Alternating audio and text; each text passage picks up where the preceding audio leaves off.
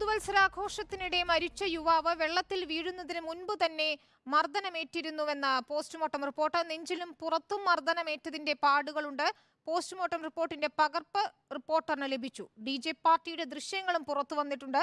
DJ പാർട്ടിക്കിടെ മർദ്ദനമേറ്റതായി യുവാവിന്റെ കുടുംബം ആരോപിച്ചിരുന്നു. പ്രശാന്ത് തോട്ടുങ്കൽ വിവരങ്ങളുമായി ചേരുന്നു. പ്രശാന്ത്, യുവാവിന് മർദ്ദനമേറ്റതായി കുടുംബം ആരോപിച്ചത് ശരിവെക്കുന്നതാണോ ഇപ്പോൾ പോസ്റ്റ്മോർട്ടം റിപ്പോർട്ടിലെ വിവരങ്ങൾ?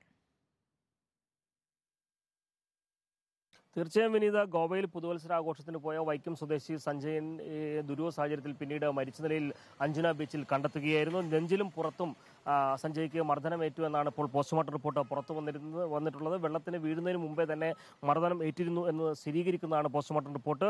DJ പാർട്ടിക്കിടെ ആയിരുന്നു ഇത്തരത്തിൽ മർദ്ദനമേറ്റ് എന്നാണ് സഞ്ജയന്റെ പിതാവ് സന്തോഷ് ഇതുമായി ബന്ധപ്പെട്ട് ആരോപിക്കുന്നു. സ്റ്റേജിൽ കയറി നൃത്തം വെച്ചതാണ് പ്രകോപനത്തിന് കാരണം. DJ പാർട്ടിയുടെ ദൃശ്യങ്ങളടക്കം പുറത്തു വന്നിട്ടുണ്ട്. മാത്രമല്ല DJ പാർട്ടിക്കിടെ സഞ്ജയ്ക്ക് മർദ്ദനമേറ്റു എന്നാണ് പിതാവ് ആരോപിക്കുന്നത്. സുരക്ഷാ ജീവനക്കാർ മർദ്ദിച്ച ശേഷം കൊന്ന് കടലിൽ തള്ളുകയായിരുന്നു എന്നാണ് കുടുംബത്തിന്റെ ആരോപണം.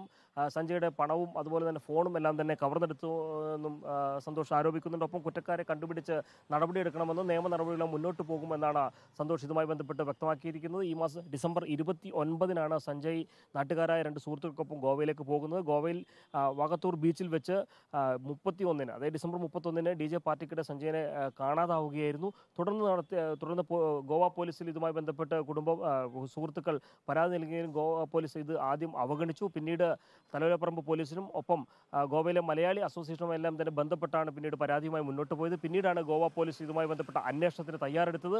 ഈ അന്വേഷണം നടക്കുന്നതിനിടെയാണ് 2 ദിവസം മുമ്പ് അഞ്ജന ബീച്ചിൽ വെച്ച സഞ്ജയുടെ മൃതദേഹം കണ്ടെത്തുന്നത്. വാകത്തൂർ ബീച്ചിൽ നിന്ന് 30 കിലോമീറ്റർ അകലെയാണ് അഞ്ജന ബീച്ചുള്ളത്. അഞ്ജന ബീച്ചിൽ നിന്നാണ് മൃതദേഹം കണ്ടെത്തുന്നത്. പിന്നീട് പോസ്റ്റ്മോർട്ടം നടപടിക്ക് ശേഷം ഇന്നലെ രാത്രിയോടുകൂടി തന്നെ മൃതദേഹം വൈക്കത്ത് എത്തിക്കുകയും പുലർച്ചെ 1 മണിയോടുകൂടി മൃതദേഹം സംസ്കരിക്കുകയും ചെയ്തു. എന്തായാലും സഞ്ജയുടെ മരണം സംബന്ധിച്ച ദുരൂഹ സാഹചര്യത്തിലുള്ള മരണം സംബന്ധിച്ച കാര്യത്തിൽ പോസ്റ്റ്മോർട്ടം റിപ്പോർട്ട് ഇപ്പോൾ സഞ്ജയ്ക്ക് മർദ്ദനമേറ്റുവെന്ന കാര്യം സ്ഥിരീകരിക്കുന്നതാണ്. എന്തായാലും നിയമ നടപടികളുമായി സുഹൃത്തുക്കളുമായി സംസാരിക്കാൻ സാധിച്ചിരുന്നോ? എന്തൊക്കെ കാര്യങ്ങളാണ് അവിടെ നടന്നതെന്നാണ് അവർ പറയുന്നത്?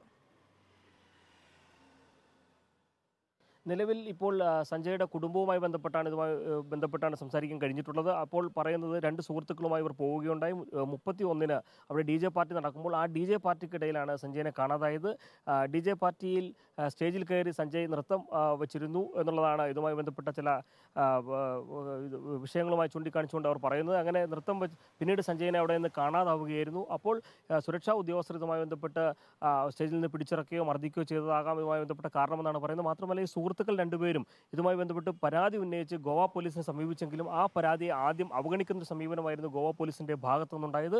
പിന്നീടാണ് ഇവർ തലയോലപ്പറമ്പ് സ്റ്റേഷനിലേക്ക്, അത് വൈക്കത്ത് തലയോലപ്പറമ്പ് സ്റ്റേഷനിലേക്ക് ബന്ധപ്പെടുകയും പിന്നീട് ഗോവയിലെ മലയാളി അസോസിയേഷനുകളെ ബന്ധപ്പെടുകയും ചെയ്തപ്പോഴാണ് പിന്നീട് പോലീസ് അന്വേഷിക്കാൻ തയ്യാറായി എന്നുള്ളതാണ് ഇതിലെ ഏറ്റവും ഒരു വിവരം. എന്തായാലും ഇതിൽ നിരവധി ദുരൂഹത ഇതുമായി ബന്ധപ്പെട്ട് തുടരുന്നുണ്ട് വിനീത. റൈറ്റ്. കുടുംബം ആരോപിക്കുന്നത് പോലെ തന്നെ യുവാവിന് മർദ്ദനമേറ്റിരുന്നു എന്നാണ് ഇപ്പോൾ പോസ്റ്റ്മോർട്ടം റിപ്പോർട്ടിലുള്ളതെന്ന് പ്രശാന്ത് തോട്ടുങ്കൽ റിപ്പോർട്ട് ചെയ്യുന്നു. ഏതായാലും ദുരൂഹത നീക്കുന്ന തരത്തിലുള്ള ഒരു അന്വേഷണം ആവശ്യമാണ്.